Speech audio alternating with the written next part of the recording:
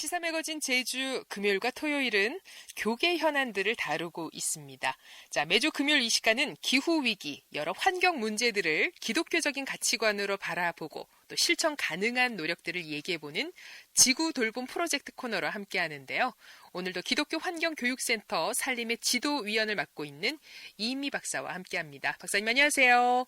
네, 안녕하세요. 자, 오늘이 마침 지구의 날이에요. 네, 그렇습니다. 네. 지구의 날에 대해서 설명해 주시죠. 네, 기회가 와서 딱 좋아요. 그러니까요. 네, 1969년에 미국 캘리포니아 산타바바라에서 석유 원유 유출 사건이 일어났었어요. 네. 석유 시추 시설에서 폭발물을 사용해서 채굴 작업을 하던 도중에 원유가 바다로 그냥 잘잘잘잘 흘러내린 거예요. 그런데 마침 그로부터 7년 전에 1962년이죠. 레이첼 칼슨이라는 사람이 침묵의 봄이라는 책을 펴냈는데 이 책이 베스트셀러였어요. 침묵의 이 책을 봄. 본 사람들이 네. 환경 오염에 대한 경각심이 아주 무르익어 있던 상태였습니다. 침묵의 봄을 잠깐 소개해드리면 환경 분야에서 거의 고전으로 불리우는 책이에요. 네. 그런데 문장이 아주 아름답고 명확해서 환경에 이제 막 관심을 갖게 된 초보자들이 읽기에 아주 좋습니다. 네, 읽으시길 추천하고요. 네. 다시 이제 그 사건 이야기로 돌아가면, 근데 원유가 그렇게 유출되어 있는 상황에서 사회는 또 환경 오염에 관해서 의식이 높아져 있었을 즈음 창원 의원이었던 게일로 넬슨이라는 사람과 하버드 대학생 데니스 헤이즈라는 사람이 이 사건을 그냥 지나칠 수 없다. 그래서 환경 오염에 대한 문제의식을 들고 나섰어요. 그랬더니 많은 사람들이 호응하게 됐습니다. 네. 그때 시위를 벌였는데요. 그날이 바로 4월 22일이었어요. 네. 그날로부터 지구의 날이 시작이 된 겁니다. 그러니까 이 지구의 날을 어떤 환경 단체 아니면 공기관 이런 데서 시작한 것이 아니라 대학생하고 국회의원이 연대해서 정한 거군요. 그렇죠. 그러니까 감수성이 예민한 젊은 대학생들 그리고 민심을 대표한다고 말씀하시는 국회의원들이 한 사회에서 어떤 일들을 감당해야 할까? 우리가 그것들을 생각해 볼 수 있죠. 네. 자, 그러면 우리나라에서 지구의 날 어떤 일들 하나요? 우리나라는 1990년부터 지구의 날을 지켜왔어요. 그러니까 제정된 지 한 20년쯤 뒤부터 지킨 것이죠. 네. 그런데 우리나라의 경우는 지구의 날이 들어있는 주간을 정부가 기후변화 주간으로 지정을 하고요. 정부 주도의 행사들을 좀 시행합니다. 물론 정부가 앞장서는 것도 나쁘지는 않아요. 그러나 시민들이 자발적으로 이 날을 기념하면서 더 많은 환경 이슈들을 자율적으로 제기하는 날로 삼으면 더 좋지 않을까 생각이 돼요. 그래서 정부의 행사에 동원되는 수동적 활동보다는 능동적으로 내가 지구 환경을 위해서 어떤 일을 하면 좋을까 동료들과 함께 의논하고 토론하는 일을 시작하면 좋겠어요.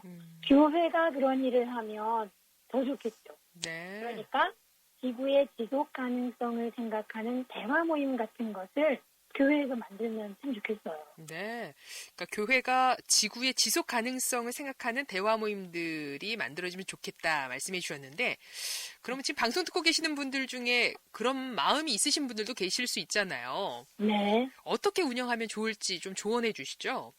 네. 우선 기독교 신문의 기사 한 꼭지 길지 않을 거예요. 그리고 CBS 같은 기독교 방송의 영상 유튜브에도 있고요. 이 라디오 방송도 음원으로 많이 올라와 있으니까 그런 것들을 골라서 같이 보면서 생각을 서로 말해보는 게 필요해요. 네.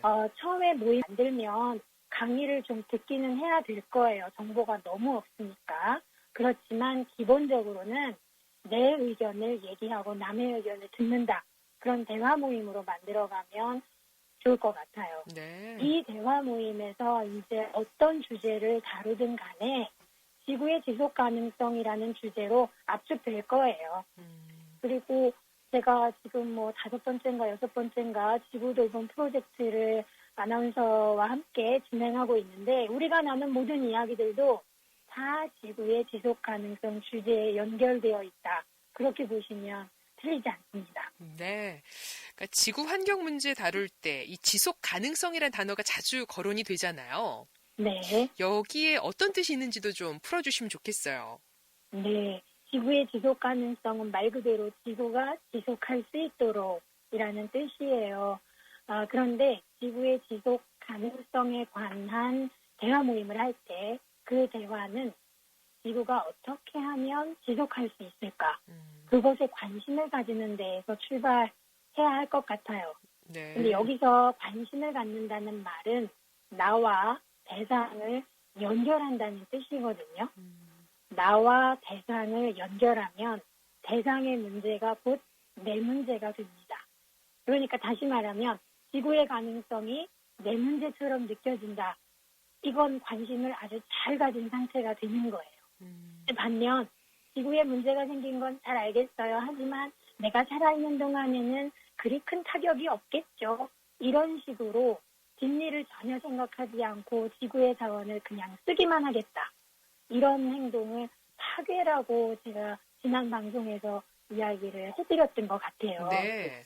지구의 지속 가능성에 관심을 가지게 되면 우리는 그런 파괴적인 생각, 대책 없는 낙관주의 같은 것을 멈출 수 있게 될 거예요. 네. 그러면 우리 성경 말씀 중에서 혹시 이 지구의 지속 가능성의 메시지를 품은 구절들이 있을까요? 네, 아주 많다고 할 수는 없지만 몇 가지가 있는데요. 네. 레위기만 잠깐 보면은 제가 이거를 다 읽어드리긴 조금 어렵고요. 레위기 19장에 보면 3년 동안은 과실을 재배하되 열매를 먹지 말라.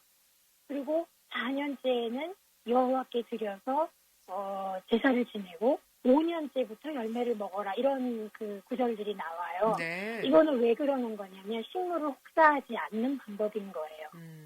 튼튼하게 자랄 때까지 과실을 얼렁얼렁 따서 먹지 않는 거죠. 네. 식물이 충분히 튼튼해지면 지속 가능성을 갖추게 됩니다.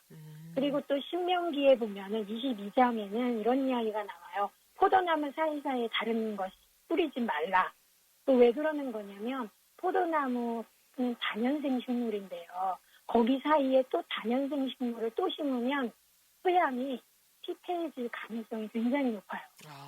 그러니까 분류해서 될 수 있으면 이렇게 한 그 구역마다 하나씩 그렇게 잘 심어서 정성껏 가꾸라는 이야기죠. 그렇군요. 그러면 토양이 덜 피곤하게 될 거예요.